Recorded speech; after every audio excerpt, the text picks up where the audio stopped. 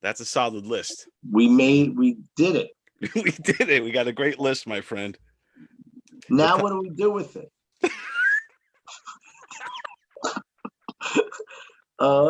We can tell the world. Yeah, we can tell the world. Process of elimination.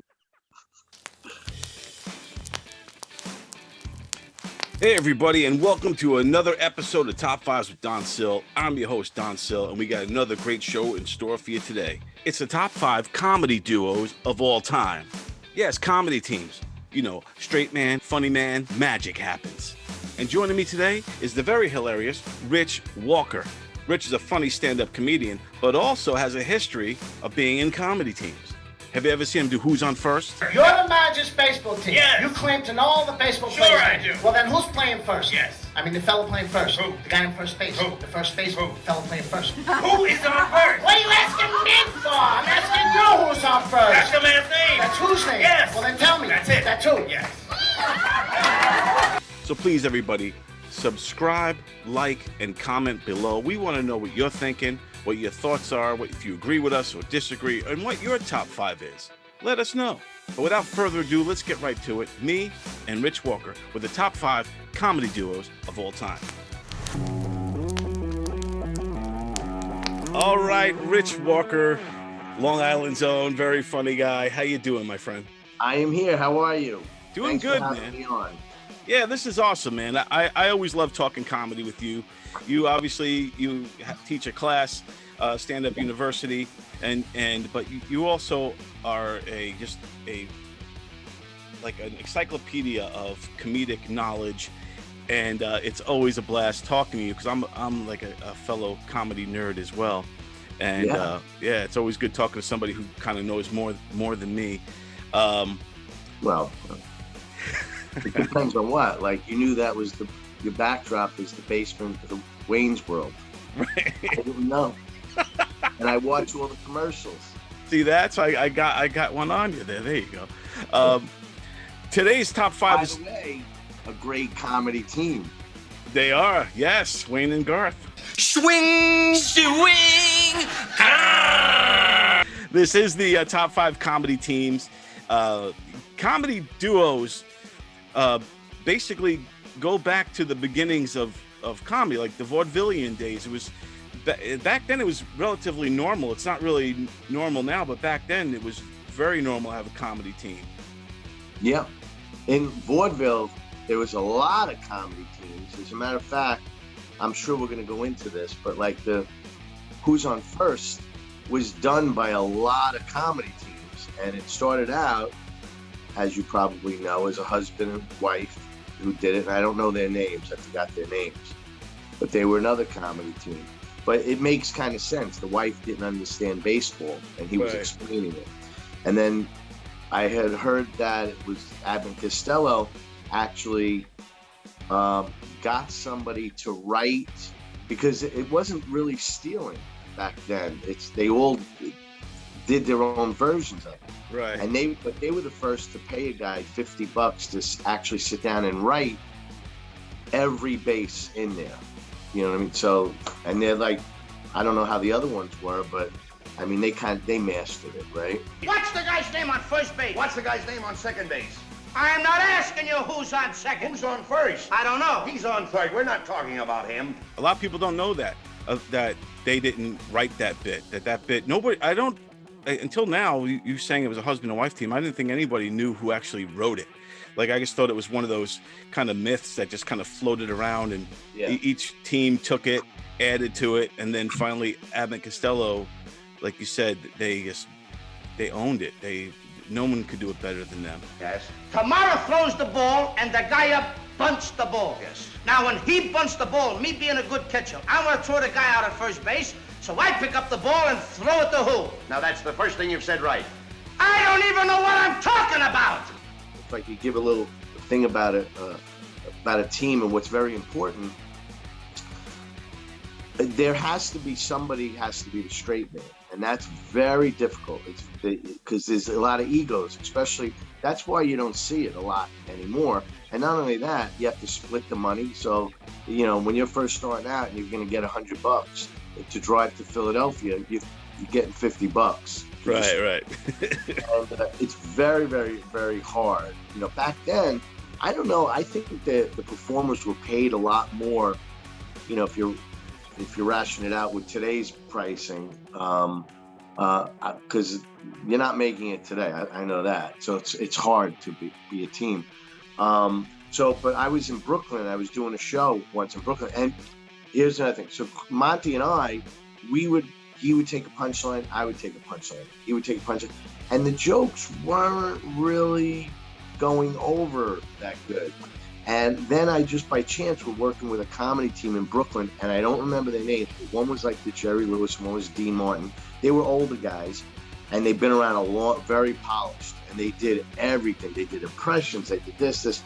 And I said that me and this other guy do these two wacky cowboys, and we're having a problem. And they both go like this: stop. You can't have two wacky cowboys. Only one. The other one's got to be, you know, the catalyst, the straight man. Right, yeah. That's when Rodeo Ricky was really born. And Rodeo Ricky wasn't stupid. Like, he would just have his own way of getting to the answer. Like, one of the jokes, old vaudeville joke, as a matter of fact, was he'll go, how you doing? I'm like, it was always not good. I'm not doing good. And, you know, I was in that porta potty this morning. I accidentally dropped $5 right in the hole. And he goes, well, what did you do? I said, I threw $10 right down there after. And he said, why would you do that? I said, I ain't going down there for $5. You know. Nice. So, but you see, he's not unintelligent. It's not stupid. You know, Gracie Allen, Burns and Allen. Right, yes. Are they on your list? They're on my list. Yeah. She was no dope. I mean, she was really brilliantly smart. And there's a joke. She was out to dinner with Jack Benny, his wife, George, and her. And they said, Gracie, you never tell jokes in public. You never give us a joke. And she goes, nah, I don't like, you know, at the table when the comics are together, they tell jokes. She goes, nah. And they go, come on, give one. And she goes, 2 Irishmen walk out of a bar. And they all just stared at her, and they're like, that is like really funny, you know? But brilliant. Yeah. It's just really clever, you know? And that's the thing too. You talk about the straight man. A lot of people don't, to me, the straight man is almost like defense on a good team. People underestimate how important the defense is. And how the defense wins the games, right? And it's the same thing with the straight man. Without a great straight man, the comedy will fall flat because there's nobody to bounce it off of. There's nobody to react with that straight man type of vibe. And I think, and we'll get to all of these guys, but I think the greatest straight man of all time has to be Bud Abbott. Abbott was probably the greatest straight man of all time and set the standard. Yeah. And it's really hard to follow him. You know, that was a 60-40 split, right? He got 60% of the cut, and Costello only got 40. Later in the years, they had a big fight, big breakup over a. Do you know the story about the breakup? A little bit. I don't know much. It was over a maid, and I think it was Bud Abbott had a maid, and then he let her go, and then Costello took her. But, you know, there's rumors really about the maid, you know. Right. There must have been more to it, It must have been enough to have a war over, you know. Yeah, exactly. They broke up. But then when they went back together, it was agreed it would be a 50-50 split. And then the history was written. So, but yeah, the reason why straight men actually got paid more money than the jokester, right? Ego. You got to do all those shows, and you know the guy that gets all the laughs get all the girls. Right. He gets all the glory, the girls. Yeah. People are, you know, it's the water cooler that they're talking about. What you know, Costello said. Yeah, they want their pictures taken with that guy. Yeah, exactly. So it does have it can certainly weigh on the dynamic of the team, and that's why probably a lot of comedy teams don't always stand the test of time. Right. Just as I... What is this all about? What's the matter with you? I'm out all day long looking around for work. Do you ever go out and look for work? Well, sorry, Am I the only one that's going to do all the work around here? I was working. I was reading a comic book. Yeah, so now we're going to get into it. We're going to get into the top five comedy duos of all time. This goes all the way back to as far as you want, all the way to modern times. Which, today, this whoever you got in mind. I'm looking forward. Yeah. But let's kick it off, Rich. Who's your number five? How about this is a comedy team, and it may be the last comedy team we've seen, especially husband and wife, Sonny and Cher.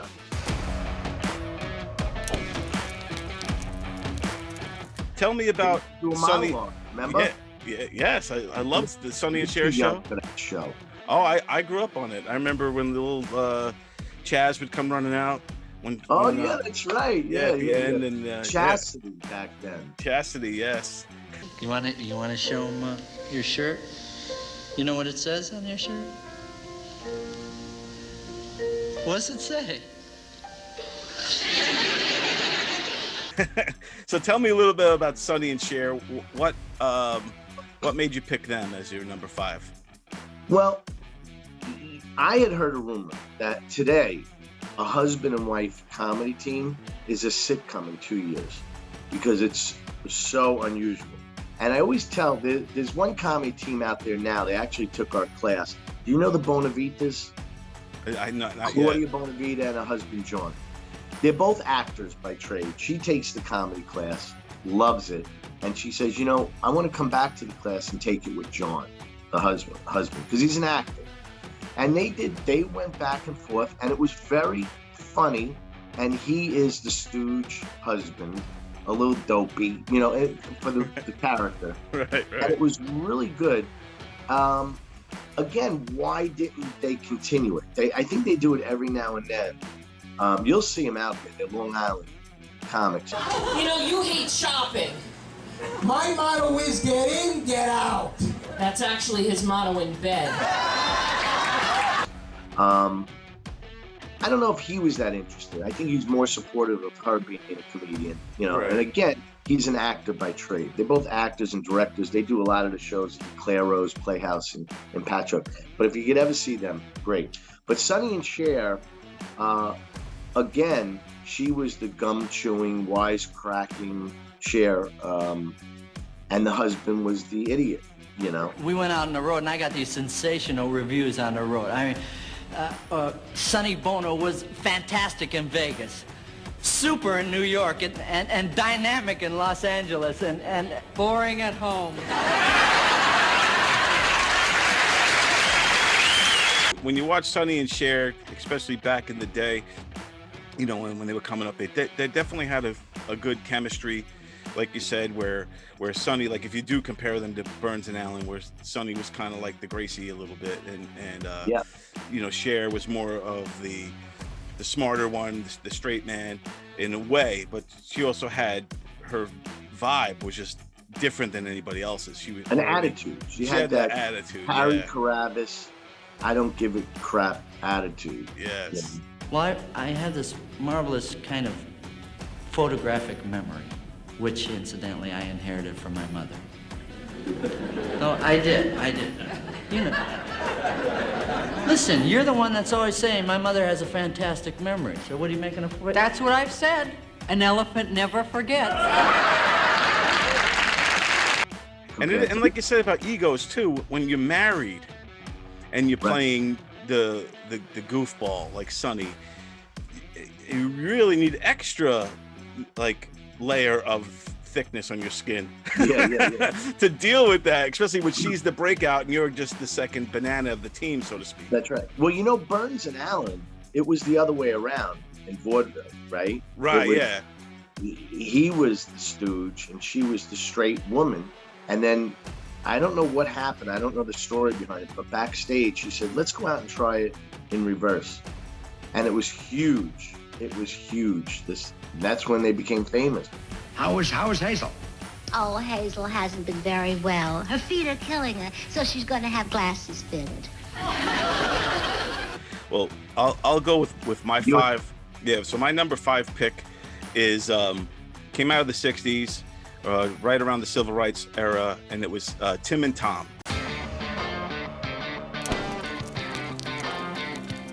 it was Tim Reed and Tom Dreesen. I don't know Tim and Tom. Yeah, it's Tom Dreesen when you first and Tim Reed from WKRP in Cincinnati. I think Tim Reed was on that show. Yeah, of course I know Tim. Yeah, so Tim and Tom were the first and only racially mixed comedy duo ever. There's never been one since them for whatever reason. Right. And they were the first of their kind. And what was great about them is they did come out in the 60s during the civil rights era, and they were able to connect audiences through their differences. So, they played off of it. Like, Tom would be like the clueless white guy and, not understanding that he was doing something offensive or, hey, what's up, brother? Like he would talk like that to try to get on Tim's good side, and Tim would be like, what are you doing, man? And Tim was more the straight man. So I always appreciated that. And I got to interview Tom Dreesen a while back, and it's one of the most things he's most proud of is that comedy team and what that meant in that time period. Hey, baby. Oh, look here, Leroy. Do the bus stop here.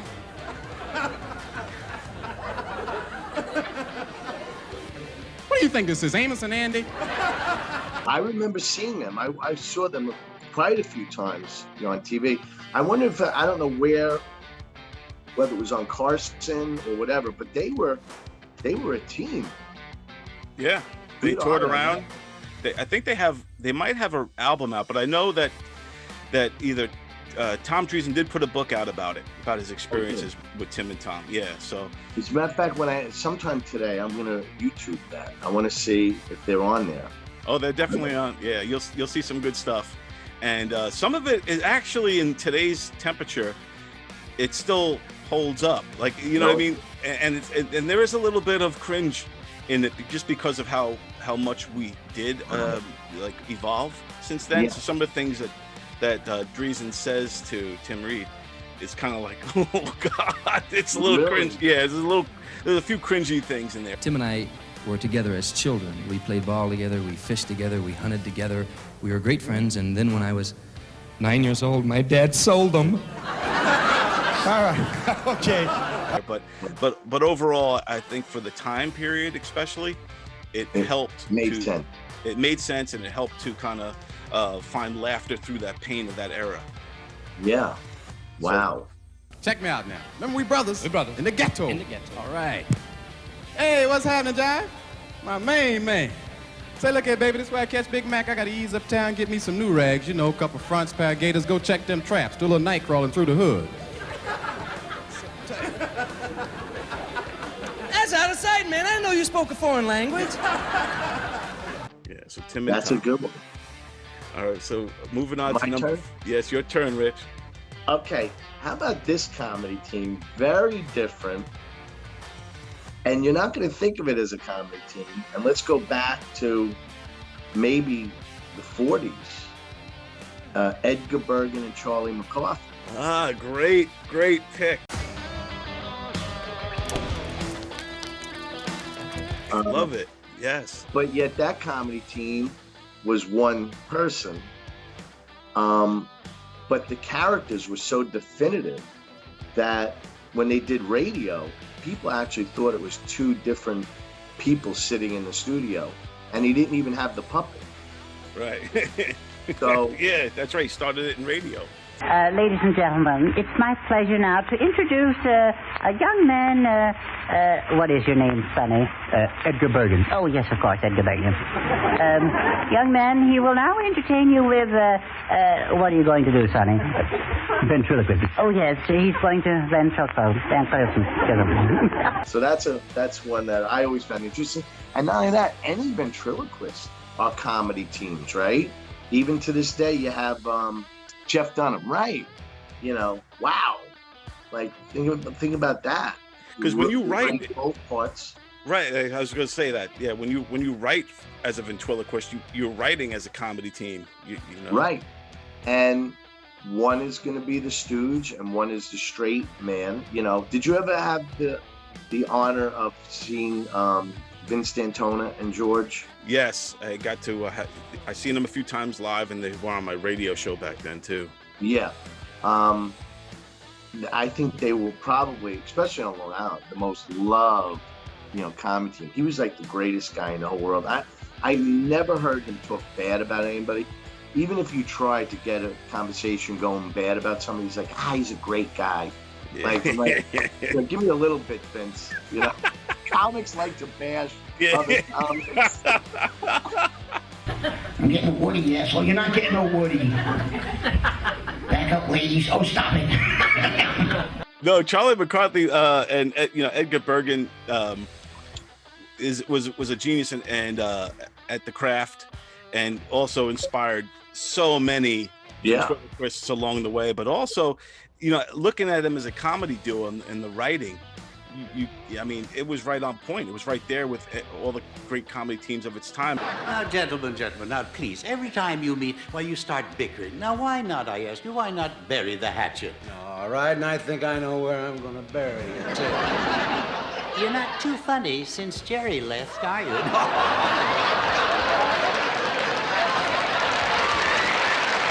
He had Charlie McCarthy, and he had the other one, the goofy... Mortimer Snerd? Yeah. Both. That was the original of the cartoons, like with the vulture. Yeah, right. That was Edgar, Mortimer Snerd. I want you to face your audience, and then I want you to smile. Let's try it now, just to be sure we have it right.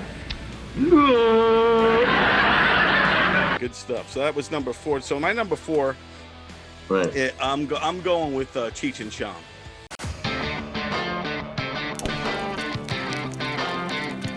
Oh my God! So Cheech and Chong. I didn't think of them, and I've seen them live at Westbury Music Fair. I'll tell you what they did. But go ahead, tell me. What I love about Cheech and Chong is that they pushed the counterculture like to the forefront, and and they became household names by basically glorifying debauchery in a sense. They say they with sex, drugs, and rock and roll on the comedy stage. As far as I know, they were one of the first to really embrace that and do that and successfully. But making fun of it, making fun of the stoner and almost like Archie Bunker made fun of the bigot. They were kind of like they were the joke personified. Talk it out, man.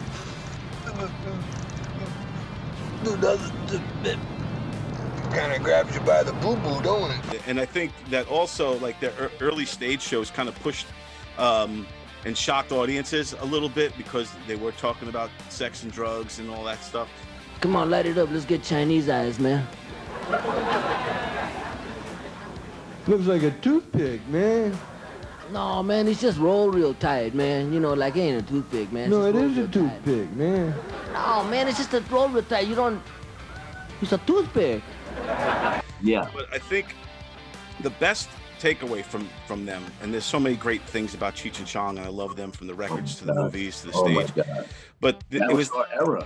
Yeah. How old were you though? I was like 11 years old. I was a kid, and I was sneaking around. I remember when Up in Smoke was on like Showtime, and my dad was laughing watching it, and me and my brother kind of snuck into like behind. He didn't know we were up, and we were kind of watching it in the living room from a distance, and didn't really get the jokes, but we knew it was bad. What are you doing, man? Sometimes that helps. But what makes Cheech and Chong for me really incredible is how their characters intertwined. So you got like this one stoner kind of dude, and then you got the Mexican guy, and how it just they meshed in a way that nobody except for Cheech and Chong could do Cheech and Chong. You know what I mean? Like nobody can ever come close to that magic. And to Remember me, the Big Bamboo? The album had that big rolling paper in it. Yeah, the rolling paper in it. I have the record, but I couldn't. You can get it on eBay. They have them with the paper in it, but the ones with the paper are more rare because everybody either used it or smoked it. Right, cut it up. Yeah, so you can't find it with the rolling paper. The best. I remember a scene. You remember the drive-in movie when they went to drive-in movie that the guy's hidden in the trunk? Yeah, and yeah, they pull up, and the guy's like looking with the flashlight, and he goes, "Yeah, it's just me and him. Like we're together. I mean, we're not together. I mean, like we came together, but we're not together." So funny. The personalities were so funny. Hey, man, open up! Who is it? It's Dave, man, open up! Dave? Dave, yeah. Dave's not here.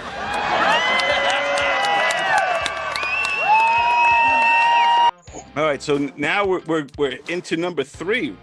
Reg, who's your number 3? How could we not forget about, maybe on your list, the Smothers Brothers? Yes, the Smothers Brothers. But you have Dick Smothers, Tommy Smothers. Tommy Smothers, again, was the stooge. I don't know what you call the stooge or the one, but again, he was not stupid. He knew exactly what he was saying. It just came out stupid, I guess. My old man's a Negro. What do you think about that? Wait a minute. What do you mean? Hold on. Tommy, I'm afraid you're incorrect. My old man's a Negro. He is not a Negro. You are a fascist. I'm not a fascist. Then you know why? Because my old man is not a Negro.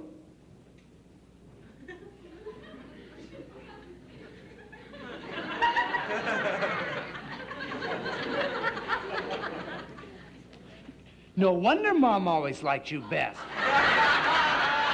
Nothing to do with it. I grew up watching them as well, and Dick being the straight man. But they were also politically very left. Isn't that what destroyed them? Or I don't know. Their show was definitely kind of ahead of its time, being political and definitely leaning left, because it was during like the Vietnam era and the civil rights era. They spoke out against Vietnam War and stuff. Our government is asking us as citizens, to refrain from traveling to foreign lands. Okay, all you guys in Vietnam, come on home. Right. Before it was like popular, I guess is the right way to say it. Like, because their audience, because remember that they were buttoned up guys, suit and ties. They played nice music. They were wholesome. So when they started with this, their audience was starting to become like the more of a right wing type of audience who were like, I love these clean cut kids, And then they flipped the script by going against the Vietnam War, and they started to get more and more radical guests on their show, and they just started steering left. I can't hear you. What are you doing? I'm getting ready to go to college. And that kind of led to a backlash of sorts, but it also led to a new audience that they opened up to, where they enjoyed these guys, these straight-laced guys, with their humor.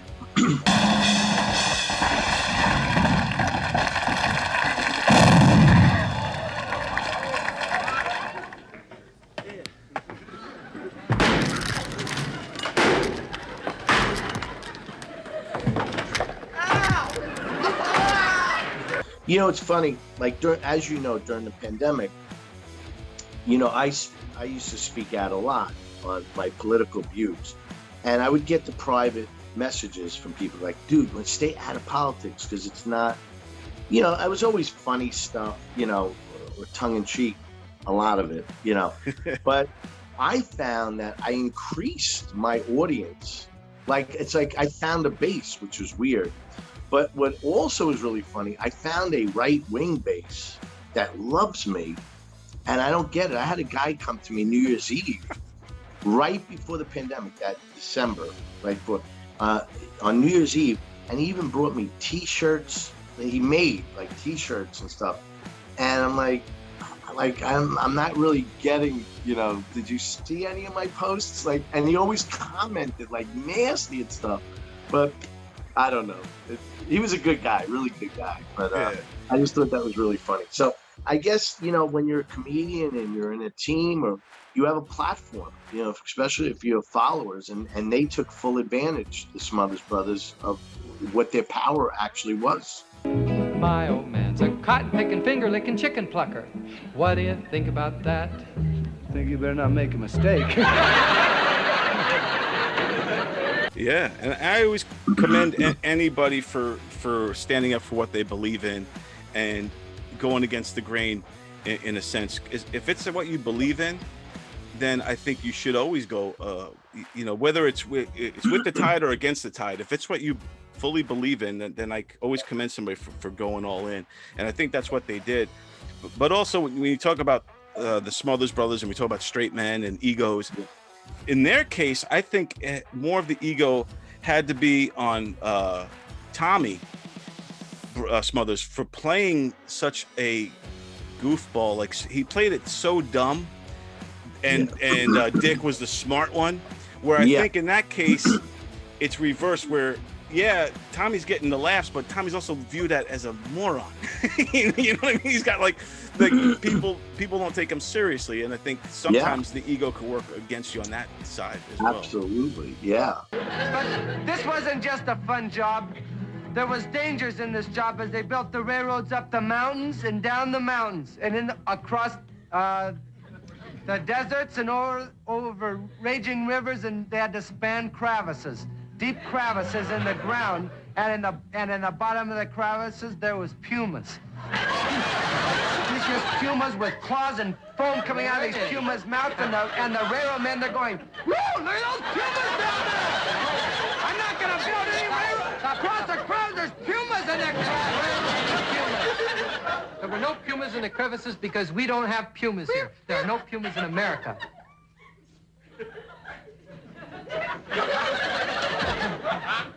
Well, maybe some came over to visit. So for my three, again, there's so many great comedy teams. And, I never realized how many teams there were until I'm doing this show now. Yeah, they keep popping up. Yeah, exactly. Keep popping up with me too. Like when I was doing this, when I was starting to research this, I was like, oh yeah, this guy, those guys. But I want to mention these guys because they were almost a different genre, but they were a great comedy team nonetheless. And it's Penn. I know and who Teller. you're gonna say. Yeah, Penn and When Teller. you said different genre, go ahead. Who is it? Penn and Teller. Nice. They are a great comedy team. And how do they do it where one guy doesn't talk? To me, that's the genius of it. Yeah. Did you ever see them live? I've never seen them live, but like I said, they started coming to fruition when I was a kid, and I used to watch them all the time. And kind of like Cheech and Chong, it was their stage chemistry that really sells it. He has sworn that he will not breathe again until I find a card selected freely by a member of this audience. I will be able to do that in 3 minutes and 35 seconds, or my partner Teller will die. You got one guy who's really big, like immensely tall, and another guy who's small. Boisterous, very. The other guy doesn't have to talk, you know? Yeah. It's like really, and it's all facial expression, but then if you look at Teller, there's not a lot of facial expression either. He just is this blank stare, which is so funny. Like, I don't know how they do it. If you ever have a chance in Vegas, go see their show. I don't know which hotel it is, but we went, and they exposed the trick, all the tricks. Like, you know the one with the box, like with the head, and then they put all the pieces together, and now the head is here, and the foot's up there, and the fingers are always wiggling about. Well, they did that, but they did it with glass, so you could see the trick being done. Wow.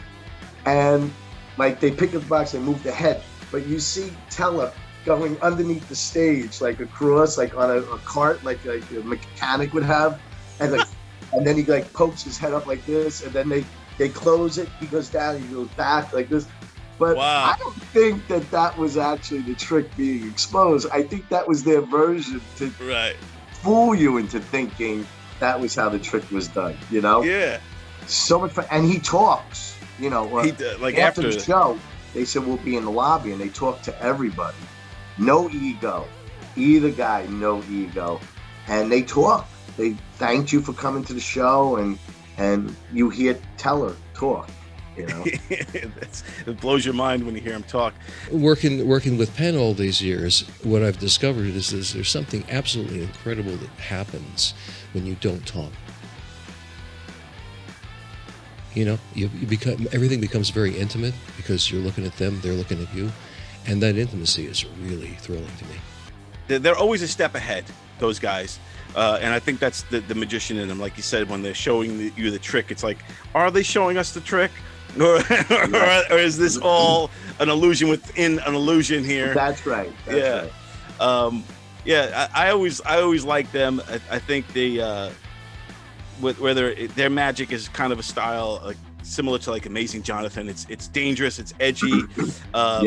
It's magic without the David Copperfield style of this and that. It's like a mixture of like street magic with theatrical magic, but it feels effortless the way they do it. And then, you know, to me they're kind of, I don't know if they were the first of their ilk of this kind, like I think they were before the Amazing Jonathan, but to me they're trailblazers in so many ways, and they've broken so many boundaries of magic and comedy. They mixed the two. So are they comedians or are they magicians? But both. Like it's comedy within a magic show, which is always my favorite kind of magic. You know, we've all seen on the cruise ships the illusion shows, and Siegfried and Roy, good example. Right, yeah, good team. But we in 1 week saw Siegfried and Roy and Penn and Teller when we were in Vegas, and it's almost hands down Penn and Teller. That was so much fun, you know, to see them. Now go ahead. Now you got to pick it up. Let him see it. He's over here. Let him see it. Is that your card, sir? Queen of Hearts. No. It really isn't? It really isn't? Now at this point, you're going to remember your card when you finally, oh God! It's time for number 2. What do you got? Oh my gosh.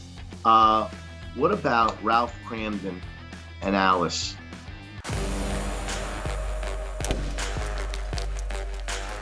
Yes. Holy crap. You want to talk about standing the test of time. Yes. Their chemistry is off the hook.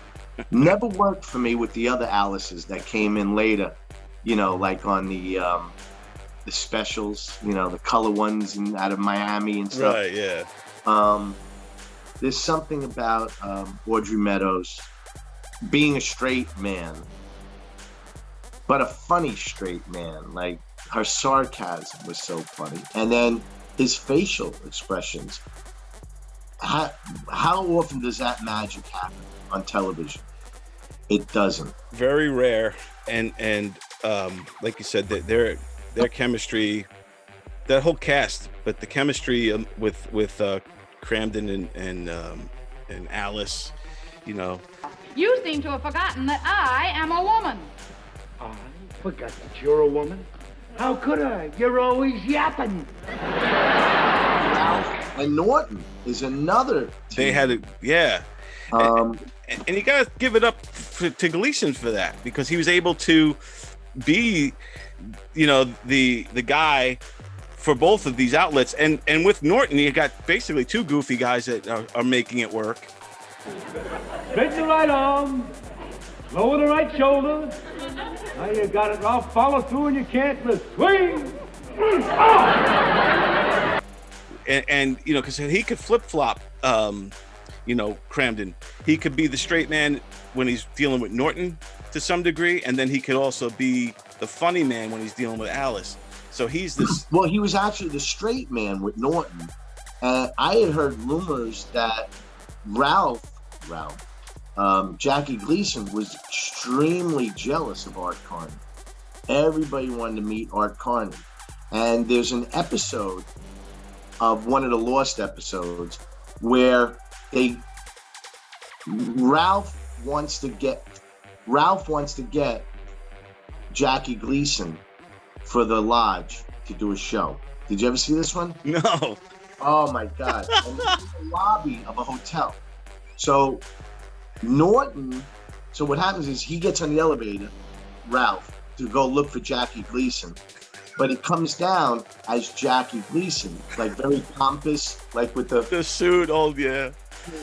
And Norton's like, it's you're Jackie Gleason. He goes, why, yes, I am. And do we know each other? And it was like, but then they reversed it where Norton goes, up, and he comes down as Art Carney, and Jackie Gleason's like, not Jackie, Ralph is going, you're Art Carney, you're the guy from the show. And he goes, but you're funny, but I don't think you're as funny as the other guy.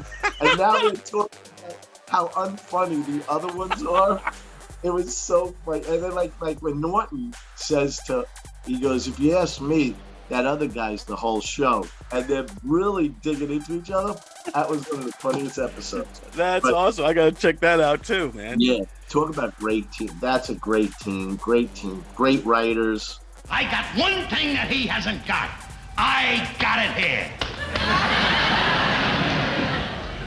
You got it here. And you got it here. And you got it here. That's awesome. Your turn. I'm going to go for number 2. I'm going to say your boys, Abbott and Costello.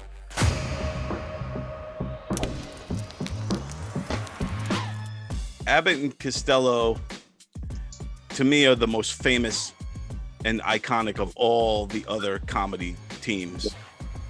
Their chemistry is bar none. And they both knew their roles. Straight man, funny man. And they played off each other so great. It was back in the slapstick era where Abbott could just slap Costello. Right. Snap out of it, just like Another guy gets up and it's a long fly ball to beat cause. Why? I don't know. He's on third, and I don't care. What was that? I said, I don't care. Oh, that's a shortstop. You know what else? The claim to fame is who's on first, and that really catapulted them. But they have other bits. I don't know if you ever saw, Eric and I Want to Learn It, Jonah and the Whale. Did you ever see this bit? I may have. Let me tell you, Jeff Bosey sent it to me. It is so funny. It's Costello comes out and goes, I'm going to tell a joke, and you don't have to do nothing. You just stand there. I'm going to tell the joke. I wrote this joke. It's a great joke. I think it's funny. They're going to love it. And he goes, all right, Lou, tell the story, Lou. And he's like, okay. So you got Jonah, and he's a guy, and he's got this big whale. What kind of whale? And it doesn't matter what kind of whale. It's a big whale. I told you don't say nothing. You just stay there. Now, this whale was in the ocean. What ocean? What ocean? I think the folks would like to know where this took place, don't you think? Go ahead. Pick out ocean, what I care. That's immaterial to me. All right, the immaterial ocean. Oh, what kind of Now, the whale was in the immaterial ocean. He was minding his own business, but he was following a ship. What ship? This ship. What ship? It was this. It's so funny. That's awesome. And the punchline is, I'm not going to tell you where it goes, but write it down. Go Jonah and the Whale. It's on YouTube. Jonah. And the punchline is great. Lou, you're not coming out here in front of this intelligent audience. Millions and millions of people listening and watching. You're not coming out and trying to get away with that old wheeze, that old pun about the time they caught the whale and they cut him open and there they found Jonah seated on that stool selling those apples 3 for a nickel, are you? That's not the story you intended to come out here and open up a show with. And the punchline is silent. It's all in the face of what happens. It's really good. I don't know how that one didn't make him famous because it's that funny, you know? But they also have it. What was the other one? 7 times 12 is 32 or something? Yeah, the math one, the equation on the board. Yeah, that's great. So at least they, you know what it is? They just didn't rely on one bit. They made great bits, you know? 7 to the 21. 3 times. 3 times. 7 to the 28. 13 times. And their personas, they were able to carry that through onto TV and movies. And some of their movies are like legendary. any Abbott and Costello film. Like growing up, we only had the 3 channels, 4 channels, and Yeah. it was like Channel 11 or whatever had every Saturday or something of Abbott and Costello movies, and those are some of the greats, man. Oh yeah, the best. And they reigned from 1950 to 1960, #1 on radio, television, and motion pictures. Wow. Now that's quite a feat. They were knocked out in the 60s by another comedy team, and who knocked them off of the platform? In the 60s? Comedy team, I don't know. Who? We mentioned them earlier. One of the greatest comedy teams in the 60s overran, that's a good trivia for people at home, Abbott and Costello, bumped them out of the #1 spot. Was it? Hey, lady! Yeah, Dean Martin, Jerry Martin and Lewis. Lewis. Martin and Lewis, another great comedy team.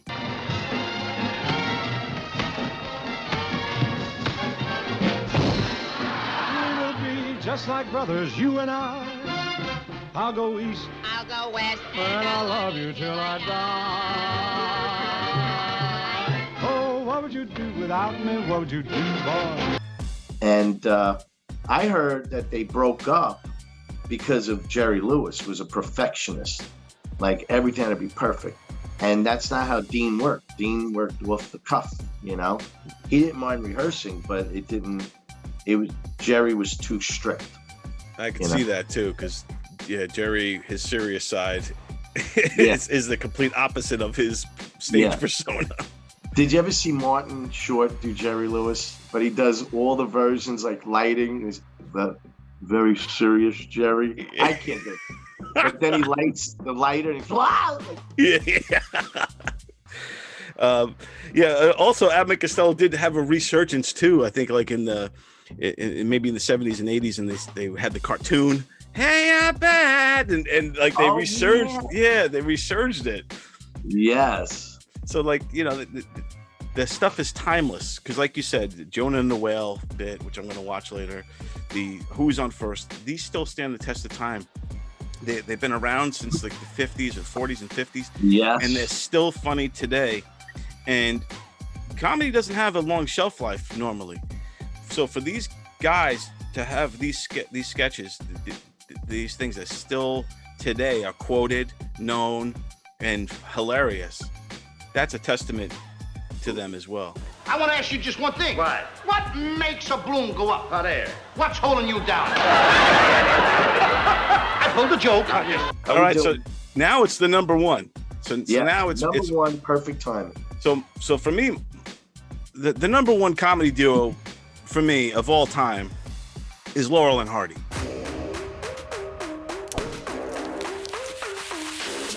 Okay, that was mine.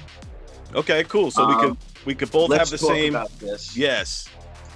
I remember as a child watching my mother watch Laurel and Hardy in the French Foreign Legion, and with like the drill sergeant going down the line, and Laurel is just and I remember watching her laugh with tears streaming down her face, with what a victim the drill sergeant is, There's another nice mess you've gotten me into. Yes, ma'am.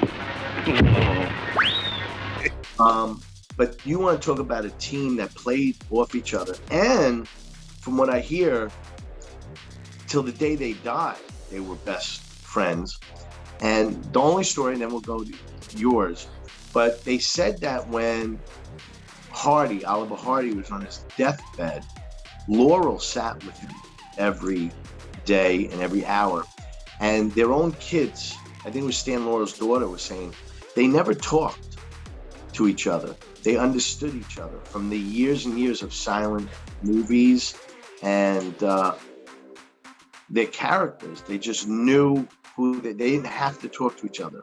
He would bring him his meal or whatever. Isn't that like something? It's like, that's awesome. Give me the goosebump test.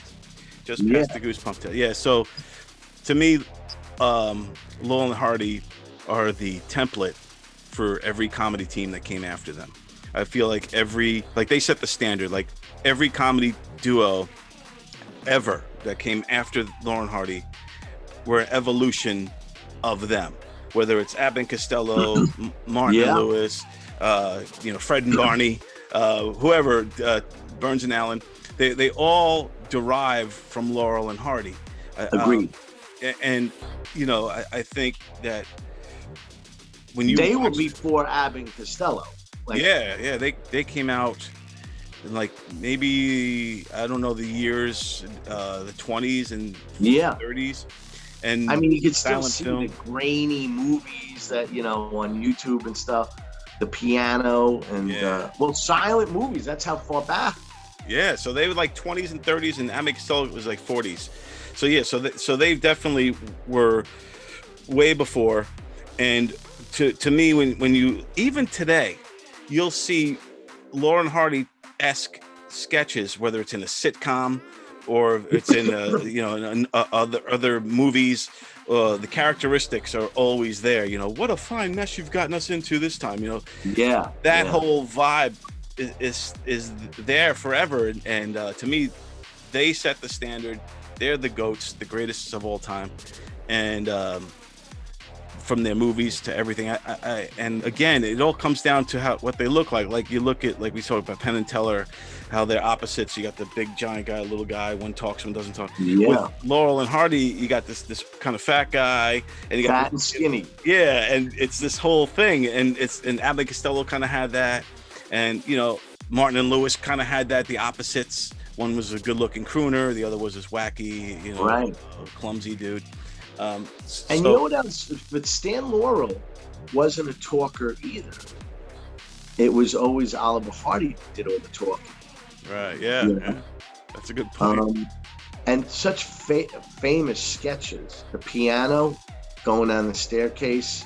Oh, yeah.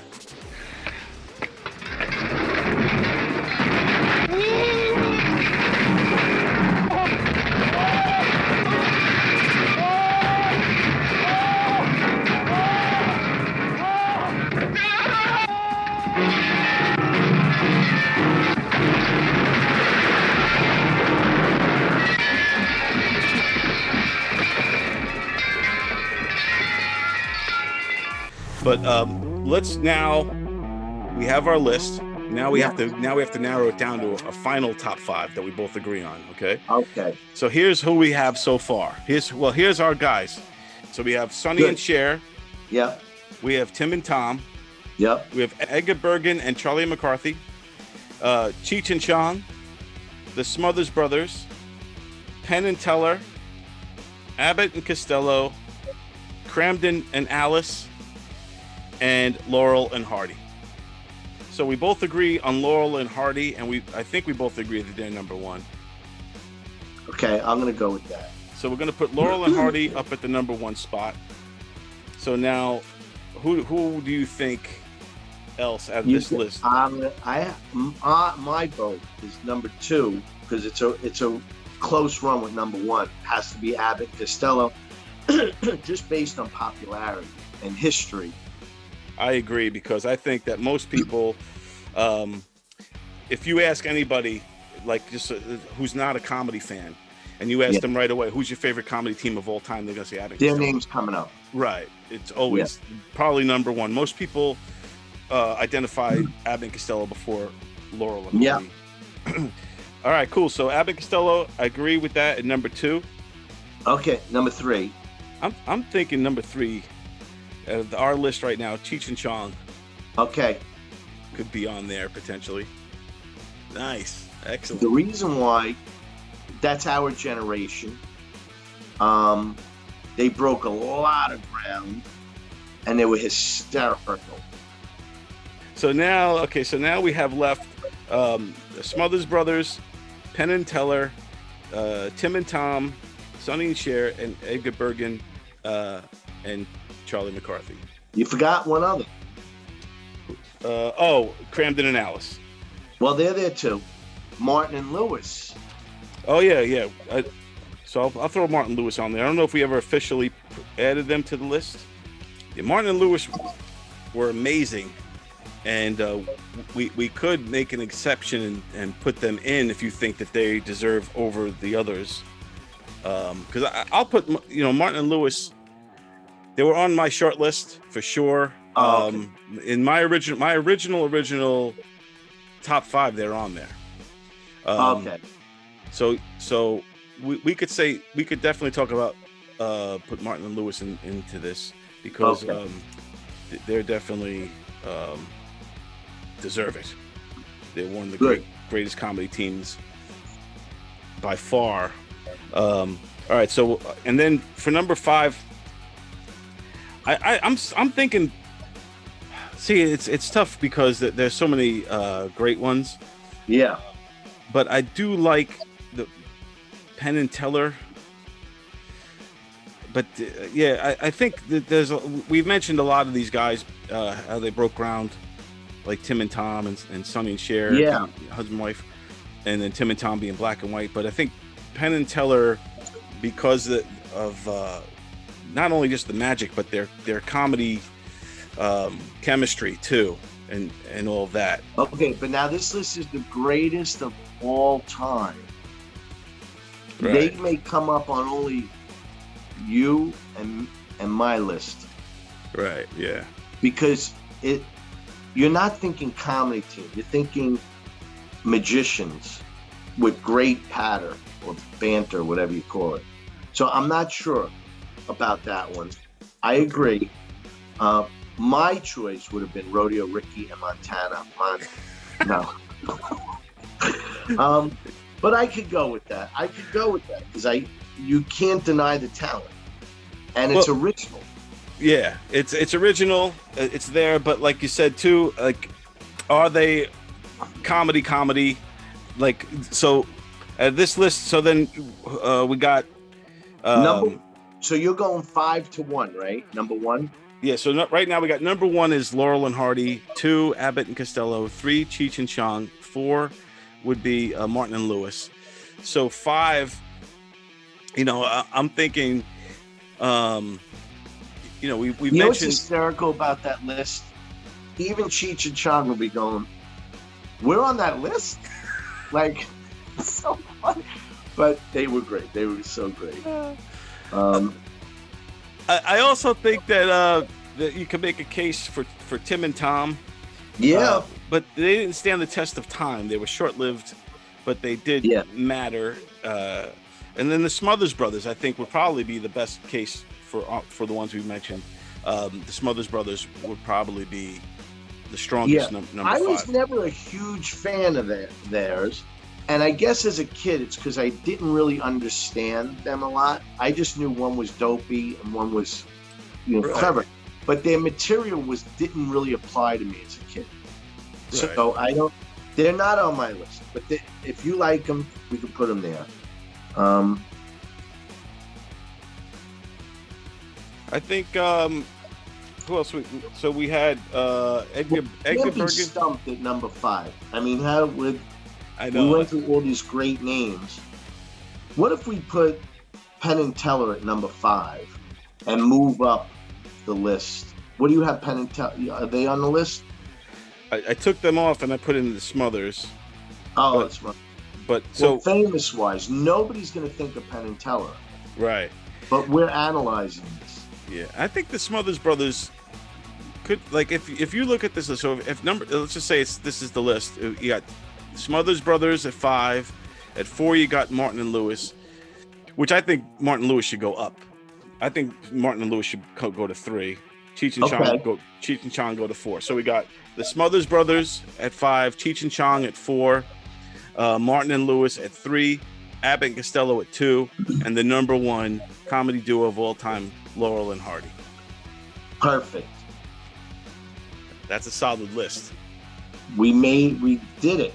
We did it. We got a great list, my friend. Now what do we do with it?